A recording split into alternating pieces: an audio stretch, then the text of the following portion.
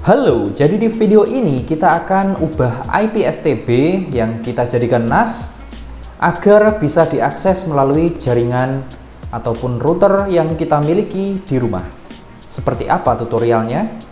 Simak video ini sampai selesai. Oke, adapun beberapa hal yang perlu kalian siapkan. Yang pertama pastinya adalah STB ya, STB yang sudah diisi firmware untuk NAS. Di sini firmware-nya pakai OpenWRT ya, teman-teman. Nah, setelah terinstall firmware OpenWRT yang sudah diinstal dengan berbagai pendukung untuk NAS, Network Attached Storage, kalian langsung bisa hubungkan dengan harddisk ataupun SSD ya, teman-teman, menggunakan SSD atau HDD enclosure, atau cukup pakai adapter kabel aja.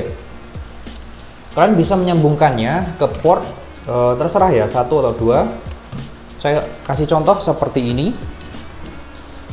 Nah, ini saya kasih ini ya, harddisknya, kemudian cukup memakai kabel converter aja, USB ke HDD SATA ya. Ini HDD yang 2,5 in, jadi tidak perlu adaptor yang memerlukan power tambahan. Cukup memakai power dari STB aja sudah cukup. Oke, kita lanjutkan settingnya ya. Setelah kalian nyalakan STB sampai kedip-kedip ya, seperti ini. Selanjutnya yang perlu kalian perhatikan lagi adalah IP dari router kalian di rumah. Seperti ini, IP-nya 192.168.1.2, dan STB default ini IP-nya adalah 192.168.1.1. Nanti kita akan ubah IP dari STB ini agar tidak bentrok dan bisa diakses dari router kita di rumah. Langsung aja setelah ini terhubung, dan pastikan settingnya pakai PC atau laptop ya, teman-teman, agar lebih mudah. Nah, di sini pakai kabelan. Untuk settingnya kita hubungkan ke laptop atau PC ya, jadi jangan langsung ke router ya, nanti akan bentrok. Router biarkan dulu aja, jangan disambungkan. STB sambung ke PC, saya contohkan. Langsung kita lanjut ke tutorialnya yang ada di PC. Yuk. Oke, setelah tadi kita pastikan alat-alatnya sudah menyala dan kabelannya terhubung ke PC ataupun laptop kita, karena agar mempermudah penyetingan IP dari perangkat kita, yakni STB NAS ataupun STB OpenWRT. Mungkin banyak teman-teman yang masih kebingungan ya, bagaimana caranya setting IP STB agar bisa dan tidak kembali ke rollback gitu ya, alias gagal. Di video ini akan saya jelaskan serinci mungkin ya, sekaligus tutorial untuk STB NAS terutama ini ya. Oke, tanpa banyak bacot kita langsung aja tutorial ubah IP STB NAS STB OpenWRT ya. Nah, beberapa hal yang perlu nih kalian catat ya adalah yang pertama, IP router kita. Untuk router yang saya punya di sini ZTE F609 V3 ya. Ini kita akan cek aja ya, yang biar lebih jelasnya. Nah, ini IP STB kita akan ubah nanti ke IP berapa, dan alokasi IP dari router ya. Ini dari router, pastikan tidak bentrok dengan perangkat yang lain ya. Oke, langsung aja deh kita cek. Pertama, kita setting atau mengetahui IP router kita ya. Kalau saya pakai di 192.168.1.2 seperti ini, login. Nah, kita ke bagian LAN ya, teman-teman.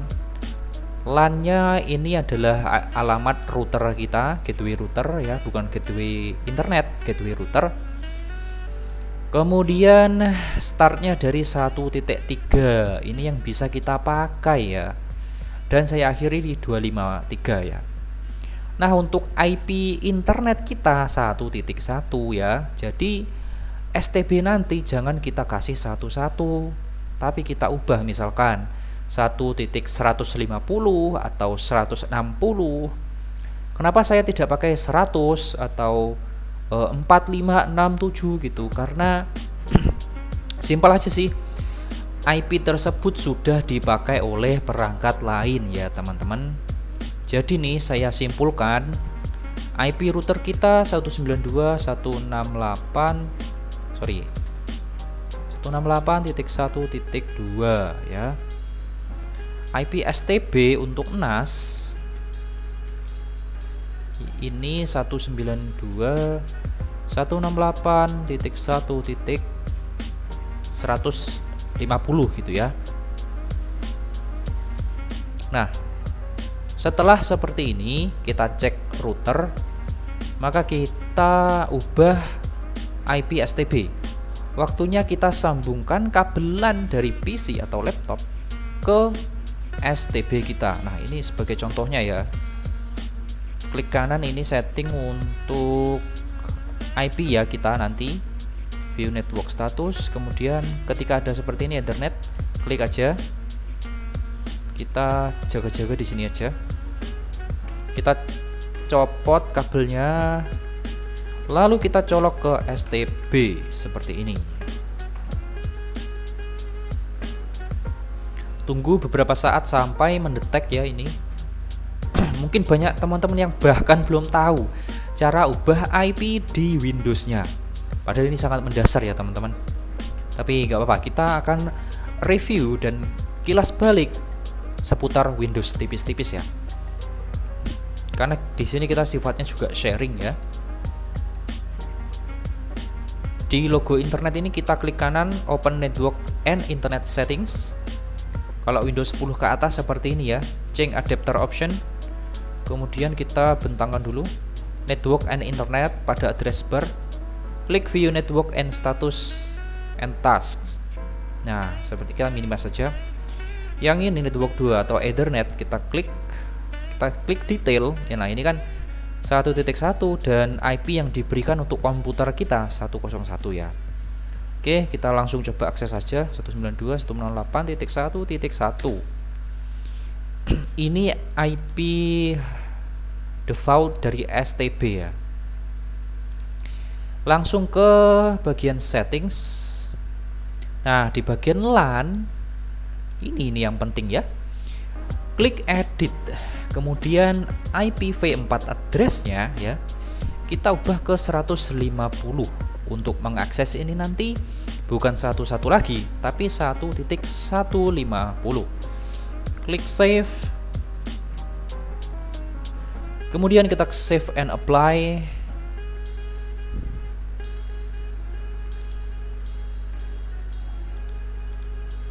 Dan kita tunggu ya. Jika seperti ini, maka kita cepat ubah-ubah. Kita cepat untuk mengubah IP baru kita ya. Ethernet sini klik properties, kemudian ini ya TCP V4 nya kita properties. Nah, kemudian kita input manual 192.168.1.160 misalkan ini kita alokasikan untuk PC kita ya. 168.1.150 ini gateway-nya. Nah, untuk DNS-nya 8888 dan 8.8.4.4 ini harus cepat ya. Close, kemudian close. Nah, seperti ini. Sebelum countdown-nya habis, kita harus akses ke IP baru kita 150. Klik.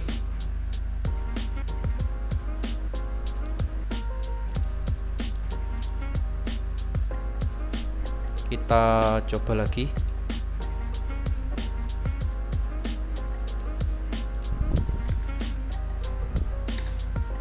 Apakah bisa? Sepertinya kita gagal.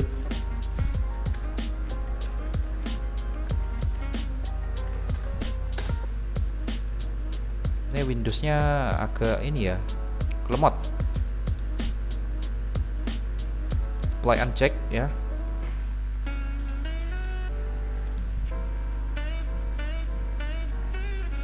Nah, ini ketika tadi Nah, ini kan apply uncheck tadi ya, kita langsung bisa Indonesia untuk passwordnya ya. Ini Ceplox Indonesia. Oke, sudah berhasil, kita close saja. Nah, di sini sudah berhasil kita ubah ya 150 ya, dengan semuanya belum terinstall apa-apa, yang ada cuma disk manager dan on points ya. Nah, setelah seperti kita sukses ya, kita sukses ubah IP STB. Kalian harus catat ya, IP STB kita ada di 192.168.1.150 ya. Kita langsung konekkan IP baru STB kita ke router kita. Oke, seperti ini 160 dan gateway-nya 150 ya, STB kita. Langsung aja setelah selesai kita langsung ke colokkan ke router ya. Dari STB kita pakaikan LAN, kemudian kita sambungkan ke router kita. Maka kita tunggu beberapa saat agar IP-nya berubah ya teman-teman. Kita tunggu, kita refresh saja. Kalau mengalami hal yang tadi jangan panik sih karena pengaturan kita sudah benar gitu kan, jadi nggak perlu panik. Nah, ini kita dapatkan seperti ini ya. Kita kembalikan ke manual aja, otomatis ya maksud saya, otomatis. Nah, kita dapatkan gateway yang satu-satu ya, karena internet kita. Maka kita cek sekali lagi menggunakan, kita masuk ke router seperti ini ya. Ini sudah terganti. Kemudian di WLAN atau di WAN nya, WLAN associated device nya nggak ada.